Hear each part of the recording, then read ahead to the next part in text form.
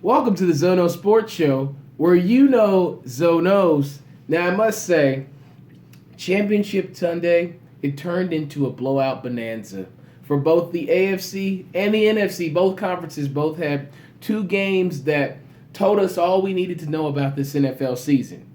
Why do I say that? I guess the early birds do get the worm. Now, turns out Aaron Rodgers was that worm. Now, why do I say that? The Atlanta defense, they got to the Packers quarterback early and often. Packers lost that game 44-21 to the Falcons. Now, this game was over quicker than Mariah Carey's New Year's Eve performance. 24-0 in the first half. It was sad from the get-go for the Packers. I mean, Atlanta, they came out swinging. They came out big hands, haymakers, pop, pop, pop, popped Aaron Rodgers in the head. It was really rough on him. They hit him so early and hard in the pocket. Keanu Neal around the edge. He's a player from Florida. And then you got Vic Beasley. He's probably happy because his team won the national championship this year, Clemson, where he came from. But those guys on the edge, especially Keanu Neal, when he blitzes off the edge, he is a lethal weapon. And Aaron Rodgers acknowledged that after the game. And Vic Beasley, he gets his hands up. He's an edge bender. Now, with a defense like that, I look forward to seeing what Atlanta can do in the Super Bowl. Also, Julio Jones, he's got to be the alien that Will Smith chased at the beginning of Men in Black. You remember? The one that falls off of the building, he blinks his eyes, and then he falls. That's the alien that Julio Jones is. That alien never left. He came right back to the Georgia Dome. Julio Jones had 9 receptions, 180 yards, 2 TDs, and he did it with turf toe. Now, for those of you who don't know how bad turf toe hurts, I've had teammates that have had it, and I've seen a turf toe. Those things are nasty, and I know guys that haven't played 2 and 3 games with turf toe, but that just shows us and demonstrates to us what type of player Julio Jones is. He's a Hall of Famer, clearly. I mean, from the sounds of it, his toe looked like MC Hammer toe. Now, Julio Jones is an exceptional talent. However, I wonder, do people on that receiving corps, do they have to do more to help him out in the Super Bowl? We'll have to talk about that soon once we do a Super Bowl preview. Matt Ryan, he played well, 27 for 38, 392 yards, 4 TDs. So the Falcons, they rised up a little bit. Call him Matty Slice. They call him Matty Ice, but call him Matty Slice the way he sliced up the Packers defense. Those DBs could not D up Julio Jones for anything. Ladarius Gunter for Green Bay, tough day for that man. Tough day. I'm sure he rode the plane back in a seat by himself with his Beat headphones on, because it was just, it was not good for him and that entire secondary, but especially him, because Julio Jones played with him like a kid. And, I mean, you got to give credit where credit's due. Atlanta was the better team. That's why they won this game. Defense still wins championships, and Atlanta, it got them to the Super Bowl. So I look forward to seeing what this young, dirty bird core does, because I think they'll be good for quite some time. Green Bay, they were a wounded animal going into this game, had a lot of injuries, people had to play, and they just did not match up with Atlanta. Atlanta put them out of their misery. So, Atlanta, thank you for the euthanasia that you gave Green Bay, and Green Bay, get well soon, this offseason. So, if you go over to Sunday's other game, it was Steelers-Patriots, right? And, we thought that was going to be a decent game because we heard Mike Tomlin in the locker room on Facebook Live. We're tired of these a-holes. We're going to take care of them this week. Well, guess what, Coach Tomlin? It didn't turn out that way, sir. You're a pretty good coach. But the Patriots, they got Mr. Bill Belichick on the other side. And I think a lot of people would say that he may be the greatest NFL coach in history. Tom Brady, he's been on a revenge pilgrimage ever since he stepped back on the field after that 4-game suspension. The man may even win MVP because of how he's played in only 12 games, 12 regular season games this year. So I look at this guy. I mean, he wants to own Roger Goodell. How do you own Roger Goodell? You go to the Super Bowl, you win the Super Bowl, and you make him hand you the trophy, and then you decide if you want to snatch it, if you want to take it and laugh in his face. You decide if you want to take it and mean mug him, stare him down. But Tom Brady is on a mission to own Roger Goodell. Now, 3 TDs and no picks, that's typical Tom Brady day.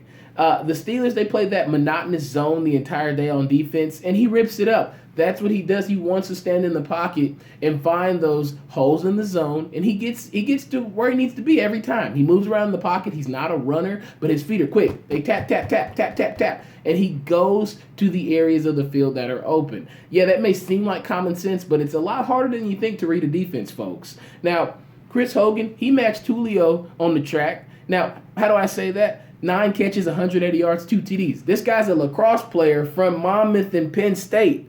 A lacrosse player, and he's doing all of this. Now, I mean, I know the Patriots get guys from anywhere, but to find a lacrosse player and he does that for you, that is a testament to what they do in ownership, leadership, GM, all the way down to head coach. The way they assess talent and get specific pieces that fit in what they're trying to do is phenomenal. They scooped up Michael Floyd after we saw him dazed in a video. They get LeGarrette Blount a couple years ago after he walks off of the field against his former team, the Steelers. So, I mean, they know how to run an organization, and I respect them. Pittsburgh, they were lost in the sauce all day. Big Ben played decent, but where was Waldo? Oh, excuse me, I mean Le'Veon Bell. Le'Veon Bell hurt his groin early in the first half. I mean, this guy... You're supposed to be the Chef Curry of football. Isn't that what you said? That's what you said. You're Chef Curry. You're changing the game. Well, you did change the game. You went from having a chance to win that game to not having a chance, Le'Veon Bell, because you didn't play. I know we can't help injury, but I don't know. You look kind of chill with the coat on. But I'm not saying you weren't hurt, but that's just from my perspective, my opinion. They needed you. There was no run game for Pittsburgh. It turned them into a one-dimensional team. They could not win that game without being able to mix in some run and pass options. D'Angelo Williams is great, but Le'Veon Bell, let's face it, is better than D'Angelo Williams, and it would help them a lot better to have him on the field. But all in all, Bill Belichick just simply understands matchups, and he exploited the zone all day against the Steelers, and it got him to the Super Bowl. So New England and Atlanta, I don't know. We'll have to talk about it soon, team. Now, NBA-wise, the Warriors, they've been beating everybody lately, like Debo off of Friday. Now, Miami, heatless. They're some heatless dudes. Why do I say that? They're the second worst team in the league. There's no LeBron James, no Dwayne Wade, no Chris Bosh. You don't have a face down there that anybody recognizes except a thirsty Dion Waiters that's thirsty for that stardom and attention. Wait. Maybe I'm talking too soon about what they did to Chef and the fellas.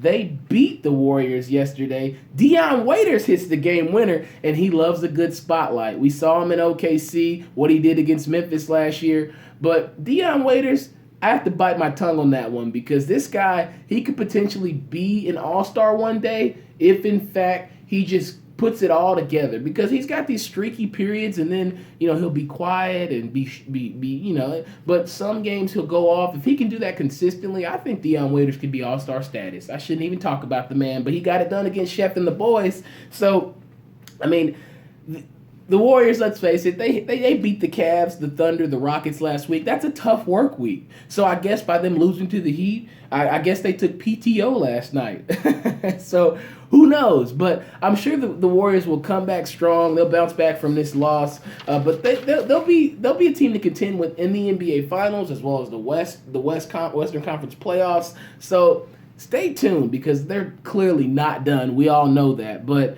they were streaking and had a tough week, so I'm sure that was just a day off. Hopefully this isn't an off week. It was just an off night. But those developments, we shall see. Now, last night, NCAA hoops, baby. NC State sneaks out of Duke's crib with a dub. Dennis Smith Jr., he smells like Kyle Lowry. Did you see that young freshman? Did you see him? Dennis Smith Jr. is a freshman. He was a senior last year in high school, tore his ACL, and he comes back and does this on national TV, on a national stage against Duke. The man had 32 points. It was a season high. And, I mean, you could see what he does for that NC State team. I had never sat and watched him for a full game, but Dennis Smith Jr. is the real deal, okay? And then he caps it off with the emphatic slam at the end, and yells, and that reminds me of Westbrook's slam that he had a few years ago. I remember Westbrook's slam at the end of the game. It didn't count when he played for UCLA, but that's how I felt. Now, This Duke team, they are struggling. They've got the Harry Giles, the Frank Jackson, the Matt Joneses, the Luke Kennards. They've got a lot of pieces, but they've been banged up. Emil Jefferson, he's been banged up. Grayson Allen, he's been getting in all this stuff. Grayson Allen, he can't stay clean. He walks through the huddle last night and bumps people out of the way and all that good stuff. Grayson, just hoop, man. You're doing stuff that bums do. Don't be that guy, Grayson. How many times do I have to tell you? You need to watch Zono Sports. Get some juice for me, because I can speak for everyone else when we all say that we are tired of it. You're going to get yourself into an area that you can't get out of. You're hurting yourself. You're not hurting anybody else. You're hurting your team. So Grayson, I mean, you got to do better, man. Nobody walks through huddles on purpose. You know you can't do that. Come on now. Now, Coach K, they need you back. SOS, save their ship, save our ship. It ain't my ship, it's y'all ship. But they need you back, Coach K, sooner than later, as Drake would say. Now, also, Gonzaga, they're the last unbeaten team. I had to mention that because I haven't talked about them all year on this show. But is that even worth a storyline? Aren't they the last undefeated team all year because they play in the WCC and they luck out and win those early games in the season when teams aren't particularly gelling right yet, and then they lose early in the tournament or don't really make it past the Sweet 16, don't go to a Final Four. But isn't it? Come on, is that a storyline? Gonzaga, last unbeaten team. Talk to me when they switch conferences. Gonzaga, how about you go try a Pac-10 or a Big 12? Do something, because I'm not impressed. I'm just not. I'm not. You can even go to the Mountain West. I'm cool with that. Play some San Diego States and some BYUs all the time. I'm good with that too. But I can't get excited for Gonzaga basketball because it's the same storyline every year. Mark Few, he needs to get more competition. Now, next show, we'll see what happens this week. Got to watch some sports. Got to check some stuff out. Super Bowl preview will be next week because obviously we get a week off from this football stuff, so we get to talk a little bit more hoops.